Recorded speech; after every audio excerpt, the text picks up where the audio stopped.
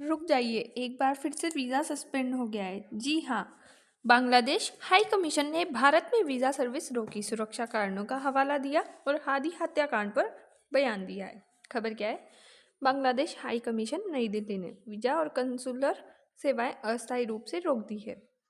निर्णय अगले आदेश तक लागू होगा। आधिकारिक नोटिस में कहा गया कि सुरक्षा कारणों और अपरिहार्य परिस्थितियों के चलते फैसला लिया गया है। उसी के साथ वीज़ा सर्विस क्यों रोकी गई?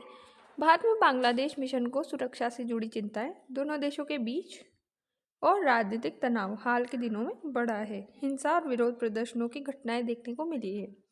हादी हत्याकांड क्या है? तो बांग्लादेश में हादी नामक एक व्यक्ति की हत्या घटना के बाद बड़े पैमाने पर विरोध प्रदर्शन, सरकार और सुरक्षा एजेंसियों पर आरोप और दबाव लगाए गए हैं कि 12 दिसंबर को हादी को गोली मारी गई और 18 को उनकी मृत्यु हो गई। आरोप भारत भागने का आरोप। बांग्लादेश में अफवाह फैली कि हत्याकांड का आरोपी भारत भाग गया। इस पर बांग्लादेश हाई कमीशन का बयान आया कि भारत भागने की कोई पुख्ता जानकारी तो नहीं मिली है अब तक, पर कोई आधिकारिक पुष्टि नहीं है। भारत की भूमिका क्या है? तो भारत में चटगांव, जो बांग्लादेश स्थित भारतीय वीजा केंद्र, अस्थायी रूप से बंद किया है।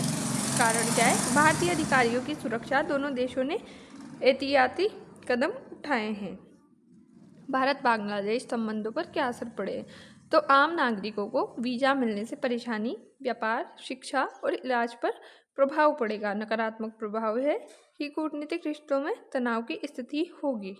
भारत बांग्लादेश के बीच दिसंबर में तनाव बढ़ने के जो टाइमलाइन है वो 14 दिसंबर से शुरू हुई है। बांग्लादेश ने हसीना दिसंबर से हुई है के बयानों के चलते भारत के उच्चायुक्त प्रणय वर्मा को तलब किया। उसी के साथ 17 दिसंबर को भारत ने बांग्लादेश के उच्चायुक्त रियाज हमीदुल्लाह को तलब किया।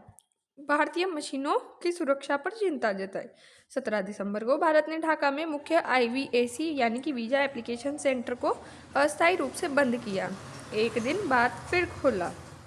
18 दिसंबर को बांग्लादेश में उम्मान हादी की मौत के बाद भारतीय मिशनों के बाहर विरोध प्रदर्शन और हमले की कोशिश हुई। 18 दिसंबर भारत ने बांग्लादेश के राजशाही और खुलन में IVA सेंटर पूरे दिन बंद किए। 20 दिसंबर हिंदू युवक जो कि दीपू चंद्र दास की हत्या के विरोध में दिल्ली में बांग्लादेश उच्चायोग के बाहर प्रदर्शन हुआ। 21 दिसंबर बांग्लादेश ने उच्चायोग के बाहर प्रदर्शन पर विरोध जताया। भारत में चटगांव में IVAC सेंटर बंद किया। 22 दिसंबर बांग्लादेश ने दिल्ली में उच्चायोग और अगरतला में कॉन्सुलेटर पर वीज़ा सर्विस पर रोक लगाई। सुरक्षा एजेंसियों की क्या भूमिका रही? तो दोनों देशों की खुफिया एजेंसियां अलर्ट सीमा क्षेत्र में है, निगरानी बढ़ाई गई है। किसी भी घुसपैठिया या फरारी की आशंका पर नजर रखी गई है।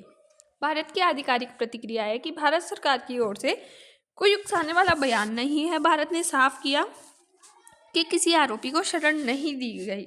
कानून के तहत सहयोग का आश्वासन भारत दे रहा है बांग्लादेश को। बांग्लादेश की आंतरिक स्थिति है कि हादी हत्याकांड के बाद सरकार विरोधी प्रदर्शन, राजनीतिक दलों के बीच तनाव कानून व्यवस्था को लेकर है और सवाल उठे गए। क्या यह पहली बार है? नहीं, इससे पहले भी भारत बांग्लादेश के बीच वीज़ा सेवाएं अस्थायी रूप से प्रभावित हुई है। आमतौर पर स्थिति है सामान्य होने पर सेवाएं बहाल हो जाएगी। सोशल मीडिया और अफवाहें यानी कि आरोपी के भारत भागने की खबर सोशल मीडिया से फैली है। आधिकारिक पुष्टि न होने के बावजूद तनाव बढ़ा है। सरकारों की अपील है कि अफवाहों पर ध्यान न दें।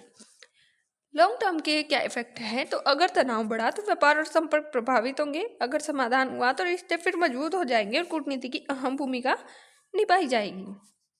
आगे क्या हो सकता है? तो हालात सामान्य होने पर वीज़ा सेवाएं फिर शुरू हो सकती है। दोनों देशों के बीच राजनीतिक बातचीत की संभावना, सुरक्षा स्थिति पर लगातार निगरानी रखी जाएगी।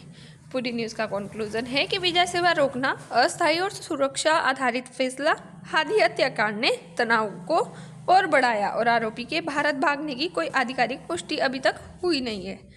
हमारा टॉपिक यहीं खत्म होता है। I hope you understand. मिलते हैं नेक्स्ट वीडियो में, तब तक के लिए बाय।